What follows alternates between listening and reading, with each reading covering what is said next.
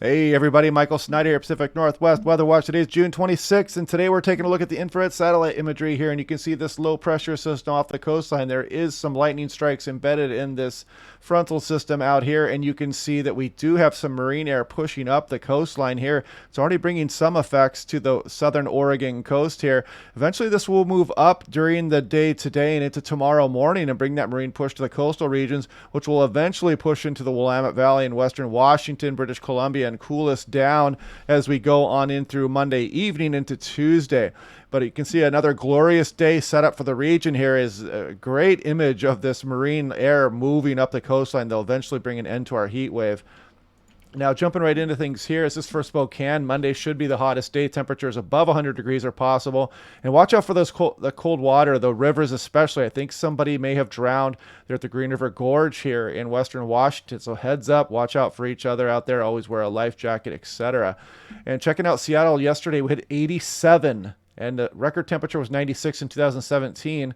And then this time last year, we were hitting 102, 104 on the 27th, and 108 on the 28th. We're not going to get towards those temperatures, but today and tomorrow we could be into the low 90s for Seattle. Probably going to be right around 90 for SeaTac, and probably about 92, 93 if I had to guess for SeaTac tomorrow. So checking this out, you can see the higher pressures. These blues are the sea level pressures. You notice they're higher here than what's in western Washington, especially along the coastline all the way down the Oregon coast.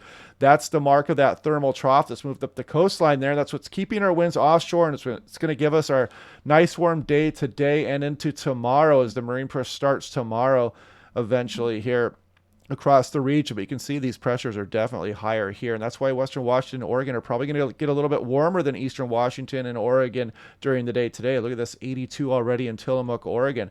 GFS showing that thermal trough quite nicely there. The GFS has been doing better with temperature predictions here too versus the European. The European was off by 10 degrees yesterday. The GFS is calling for 89. Well, this is for Sunday. Let's see. Let's go 91 for Seattle. And I think we're probably going to get right around that 90-degree mark for SeaTac. But look at south, mid-90s possible for Tacoma, down towards Olympia, all the way down towards Portland, up into the mid and upper 90s even possible. Look at Hoquiam, Quileute at 84, 89 through the day today. As we go through tomorrow, that's when eastern Washington should really bake here. There's going to be some places in the Columbia Basin up towards 100 degrees, maybe even a little higher. And you can see the marine influence start to impinge on the Willamette Valley here as it keeps the highs from getting into the 90s generally. But look at this for Seattle, calling for mid-90s for the GFS here. And you can see the marine air moving in, affecting Hoquiam and Quileute, cooling them down quite nicely here on Monday afternoon, before eventually this marine air will move in on the afternoon and evening into western Washington and finally start the cool down. As we go on into Tuesday, you'll notice these high temperatures are much lower, probably 20 degrees lower across the Seattle area, at least 10 degrees colder for much of the Willamette Valley as well. So this marine influence will be affecting much of the region here. As we go into Wednesday here, look at the GFS really cools down the area, just some mid and upper 60s for the Puget Sound. So getting back down to some below average temperatures maybe briefly, but then we should warm up again nicely as we go towards the weekend here. As you can see, Friday up into the lower 80s for Portland and Seattle. Look at eastern Washington warming up nicely as well. Look at Saturday up again up towards the 80-degree mark or so.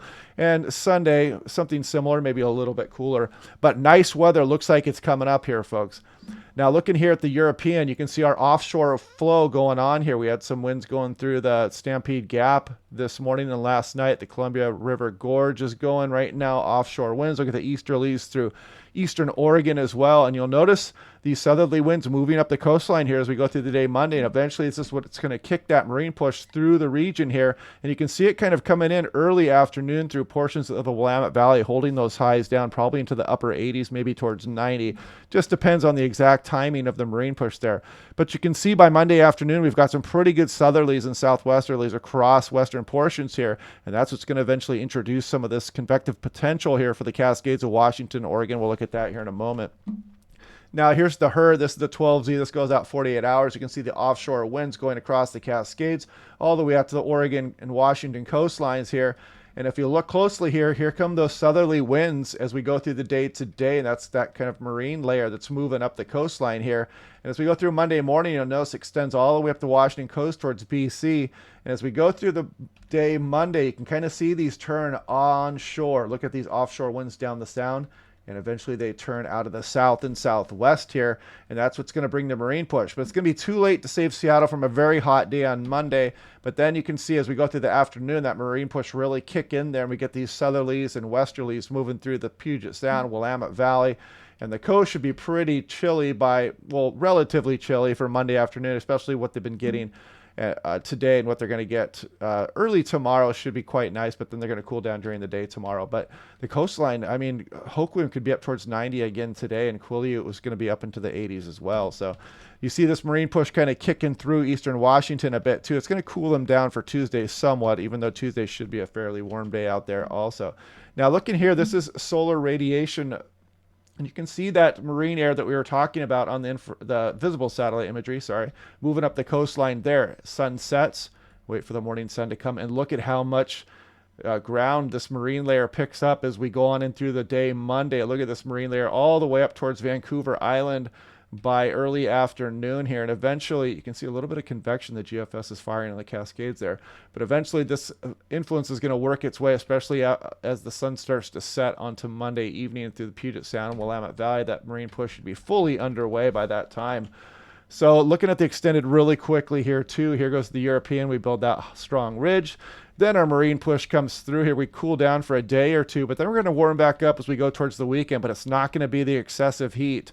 As this trough is a little bit closer, we'll see how this interacts with our weather here in the Pacific Northwest, but this could kind of leave us in still a nice weather pattern here as we get some offshore flow maybe with this, but we'll see what this does. This might even cause some convection over the Sierras up to the Cascades of Washington, Oregon. We'll have to see how that goes. And this would be the 4th of July, kind of troughy, so again, we're getting a little bit far out in the forecast here, so we'll watch that day by day as we come here. Here's GFS for Seattle, Tacoma, potentially 2 90-degree days coming up before we get marine influence, cool back down, then warm back up again for next weekend here, and then we'll watch to see what this trough does in the extended. Here's the GFS kind of showing that it's been doing pretty good temperature-wise on its forecast. You can see 90 and 90, then the cool down, and pretty good agreement between the ensembles and the ensemble mean and the control run. Really, as we go through the extended, it starts to get a little bit more wonky here. As you can see, the control is warmer than the mean is, but we'll watch that as we go.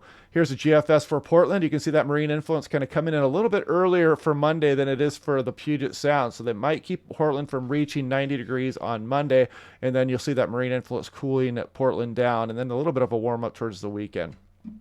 And here's the European here. I wanted to show this one here.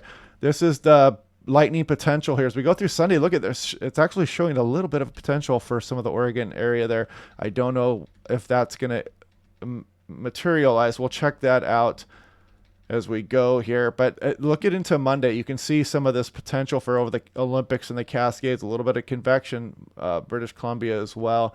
So this is what we're going to watch out for. I'm trying to looking at the NAM, it also showed some convection firing on the Cascades Monday evening, but not over the Olympics. The HRRR was had less precipitation over the mountainous areas, western Washington and Oregon, on through the day Monday as well. So we'll watch this again tomorrow, and we'll try to pick out any of these features that are coming up with that convective activity. And as this upper level low gets closer, you can see some of this for Vancouver Island, British Columbia, Idaho, Montana as well. So we'll have to continue to watch that, maybe some of the northern Cascades of Washington here as well. So this is the NAM 12 km. You can see that convective available potential energy build during the day Monday, and as we go towards the afternoon, it's pretty good over the Cascades by this point here, and you can see British Columbia's got some decent cape going on here too. As we go through the day Tuesday, again, maybe some for the Washington Cascades, especially northern areas, and British Columbia as well. So we'll watch these features, especially when the HRRR gets in a little bit closer range. But yeah, it's kind of interesting seeing the GOES 17 show that marine layer moving up the coastline so nicely. So it's kind of a tease showing you what's going to bring some relief here, but we still have to go for a very warm day today and tomorrow before this gets here for portions of the western Washington, Oregon, British Columbia here. So yeah, we'll do this again tomorrow. We'll check out some of the highs. We just might hit 90 today and tomorrow here for Seattle, and watch out for those cold waters. I mean, those rivers are really flowing strongly, and that cold water can really put you into shock quickly, especially when it's so warm out. So let's do this again tomorrow. Click like and subscribe, and I'll talk to you guys then.